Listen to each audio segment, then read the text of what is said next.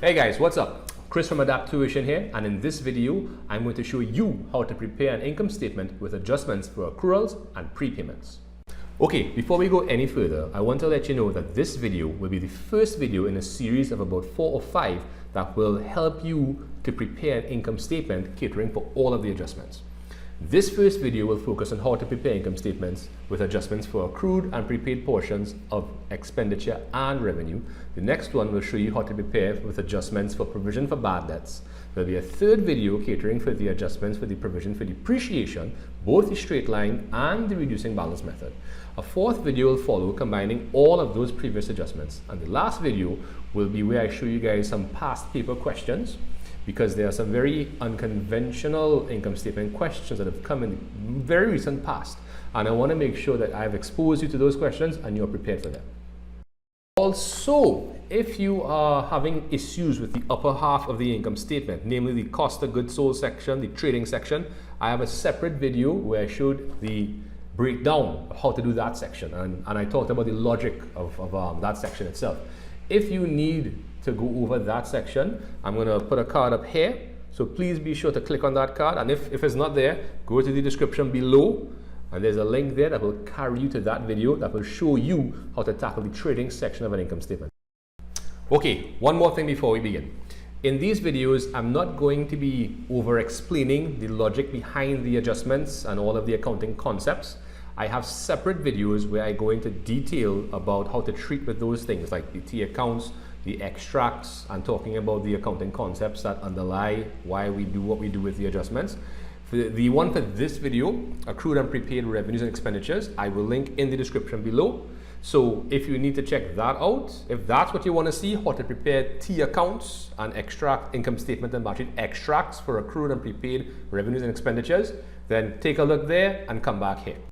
Okay, all that being said, if you think you're ready, then let's jump into this question. Okay, so the first thing we need to do when we're tackling any question is we have to read the question. Let's take a look. So we have prepared the income statement of other accruals for the month ended 31st May 2019. Okay, so we know the name of the entity, we know what we have to prepare, the income statement, and we also know the period for which we have to prepare it. What do we have? Sales revenue 50,000, cost of sales 20. All right, cool. Now, like I said, I'm not going to be giving too much detail in terms of the cost of sales calculation. I have a separate video for that, and I'm also giving you the cost of sales here because I want to get, well, as quickly as possible to the adjustments, and I don't want a whole long calculation distracting from getting to the adjustments. That's what I'm here to teach today. All right. We also have 2 items of revenue, rent revenue and commission revenue, and we can add those to gross profit before we deduct expenses. Speaking of expenses, we have 2 items of expense, electricity and salaries. Okay, additional information. This is where you have to pay attention to very carefully to know if you have any adjustments and what those adjustments are. We have accrued rent revenue, which will apply to this item here. Prepaid commission revenue, which of course will apply to that item, accrued electricity expense, which will link to that item, and prepaid salaries here. So we have 1 accrued revenue, a prepaid revenue, 1 accrued expense, and 1 prepaid expense. So let's put together some of the easy items in the income statement, and then we're going to talk about the adjustments. Okay, so the first thing we have to do is to name the entity, which will be other accruals. The next thing to do is to put the name of the financial statement we're preparing, which is income statement, and we put the period for which this income statement will apply. So for the month ended 31st May 2019. Okay, first item in the income statement will be the sales revenue. Then we have to subtract or less the cost of sales. And that's going to give us gross profit, which goes here. Let's put a little line there.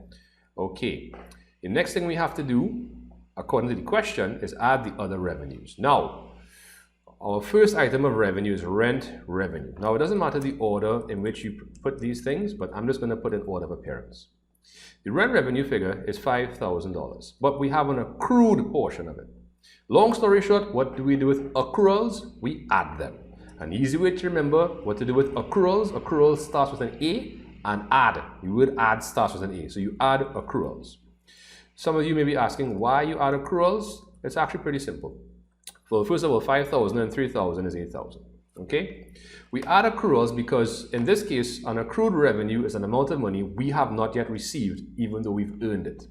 In the calculation of profit, which is what this entire income statement is going to do, we have to cater for revenue earned, whether it's been received or not. I'll repeat that. We have to include revenue earned, whether it's been received or not. So this revenue of $3,000 was not received, but we have to include it. Hence the reason we add it to the $5,000 portion from above. The next revenue item, is the commission revenue item, which starts off as an $8,000 figure inside of the upper part of the information. And we have a prepaid portion of $2,000. Now, a prepayment is the opposite of an accrual. So if we added accruals, we have to subtract prepayments. Let's talk about why. First of all, 8,000 minus 2,000 is 6,000 there. Okay, cool. Now, why do we subtract prepayments? A prepayment is an amount we have received, which has been paid to us before we've earned it. It applies to a future period, which means this 2,000 does not apply to the month of May. Therefore, it cannot logically form part of the profit calculation for May. So we have to extract or subtract it from the 8,000 figure. The 8,000 tells us how much we've actually received, and the 2,000 is how much we received in advance. So when you subtract the two, you get what applies to the current period or what was earned for the current period. 8 and 6 will give us 14,000. Let's put another line there. And what do we need to do? Well, we have a gross profit here and some other revenues. So all we have to do is add them together. 30 and 14 will give us 44,000. Let's put another line there as well. Okay, I think we can start talking about some expenses now then. All right, cool. So the first expense item we have is the electricity. Sorry, I spelled that incorrectly. Electricity expense. Okay, which starts off as a figure of 12,000 up there. What do we have? We have an accrued portion. What did we say about accruals? And in this case, an accrued expense is an expense that has not yet been paid. It was supposed to have been paid. It was incurred in the current period, and therefore it must form part of the current period's profit calculation. So 12,000 and 4,000 will give us 16,000, right? Just once again, let me just recap that very quickly. An accrued expense is an expense which we have not yet paid, but we were supposed to. It applies to the current period and hence must form part of the current period's profit calculation. So if it's unpaid, in order to do a correct profit calculation, we have to include it in the income statement. So that's why we add the accrued portion of the expense to the portion paid. And the other piece we have here is a salaries item. The salaries figure starts at 25,000. And there's a prepaid figure which we know we're going to subtract. Why do we subtract prepayments again? This 5,000 figure was paid in advance and does not apply therefore to May, which means therefore it cannot form part of May's profit calculation. So we have to extract it or subtract it from consideration. It can't be included in the income statement figure. All right, so let's see what's going to go on. So 16 and 20, will give us 36. And then of course, now all we have to do is take 44 and minus 36, and we get our net income, which is 8,000. So there you have it. Anything that's accrued, we have to add. Anything that's prepaid, we have to subtract. Okay guys, that's it for this video. I told you it wasn't going to be a long video. So if you have any questions, please feel free to leave them in the comments below. If you like this video and you found it helpful, give it a thumbs up. Why not? If this is the first time you're finding my channel and you're finding the content helpful, please feel free to subscribe and click the little notification bell so you will know every time I release a new video. Okay guys, remember, anything you want to do, you can do it. You have to believe you can do it and you have to put in the work.